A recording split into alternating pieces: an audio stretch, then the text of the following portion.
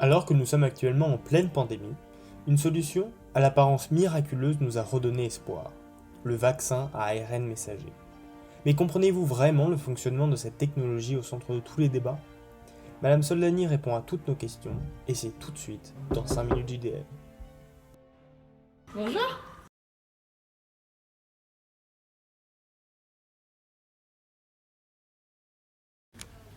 Alors l'ADN, il est enfermé dans le noyau, il ne peut pas en sortir, alors que les protéines, elles sont fabriquées dans le cytoplasme. L'ARN messager, c'est justement le messager qui va aller du noyau au cytoplasme pour pouvoir aller fabriquer les protéines. En fait, on va copier l'information de l'ADN, on va la faire sortir là où sont fabriquées les protéines, et on va utiliser cette information pour produire la protéine correspondante.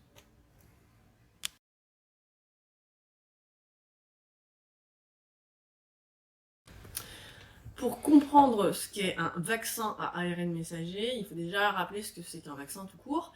Un vaccin, c'est basé sur le système immunitaire. Tout au long de notre vie, nous allons rencontrer des micro-organismes, des bactéries et des virus, qu'on va détecter et qu'on va éliminer. En même temps qu'on les élimine, on les met en mémoire. Comme ça, si jamais on doit les rencontrer un peu plus tard dans notre vie, notre réaction immunitaire va être beaucoup plus rapide et beaucoup plus efficace que la première fois. Ça, c'est un phénomène totalement naturel. Et donc, la vaccination, c'est basé là-dessus. C'est-à-dire qu'on va injecter d'habitude des protéines de virus ou de bactéries pour que le patient développe une immunité et donc garde en mémoire cette mémoire immunitaire, garde en mémoire le premier contact avec l'agent pathogène pour pouvoir mieux se défendre la deuxième fois. L'ARN messager, le vaccin à ARN messager, il est différent sur ce qu'on injecte. Au lieu d'injecter des protéines de bactéries et de virus, ce qu'on fait d'habitude, on va injecter de l'ARN messager. Et l'ARN messager, c'est donc le messager qui permet de fabriquer les protéines. Si on m'injecte de l'ARN messager de virus, je vais donc fabriquer moi-même des protéines virales. En fait, il faut comprendre que l'ARN messager, c'est une molécule universelle. Elle est présente chez tous les êtres vivants. Et donc, moi, je suis capable de fabriquer des protéines de n'importe quelle autre espèce sur Terre. Si on m'injecte de l'ARN messager de bactéries ou de virus, je vais donc être capable de fabriquer les protéines et ensuite de les éliminer et de mettre en mémoire cette première rencontre, alors cette fausse rencontre. L'avantage, c'est que jamais je n'ai été en contact avec le virus en entier, ni même un virus atténué, et donc que ce vaccin, il est plus sûr dans sa conception. On n'est pas obligé de manipuler les micro-organismes, les bactéries ou les virus pour concevoir le vaccin.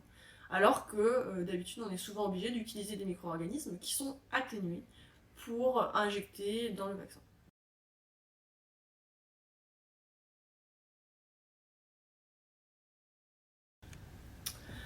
Alors, il y a des inconvénients. L'inconvénient majeur, c'est que l'ARN messager, c'est une molécule dont la durée de vie n'est que de quelques heures, et donc qu'elle va se dégrader très vite. La conservation d'un vaccin à ARN messager, elle est très compliquée. Il faut lyophiliser, il faut supprimer l'eau pour justement éviter la dégradation de la molécule. Et puis, il faut la conserver à des températures très basses, d'où les problèmes avec la présence de congélateurs à température très basse pour pouvoir justement conserver cet ARN messager dans les meilleures conditions. Il y a quand même aussi des avantages, c'est que comme l'ARN messager c'est un message, c'est une molécule qui porte une information et pas une protéine en elle-même, il est plus facile de modifier cette information pour s'adapter à un nouveau variant par exemple, ou pour s'adapter à un nouveau pathogène.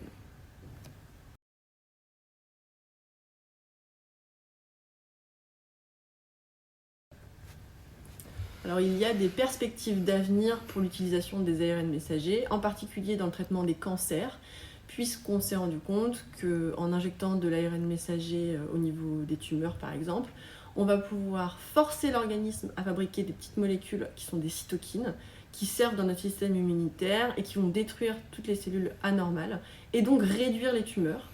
Alors pour l'instant on en est au stade des recherches, mais c'est plutôt positif et c'est plutôt encourageant pour la suite.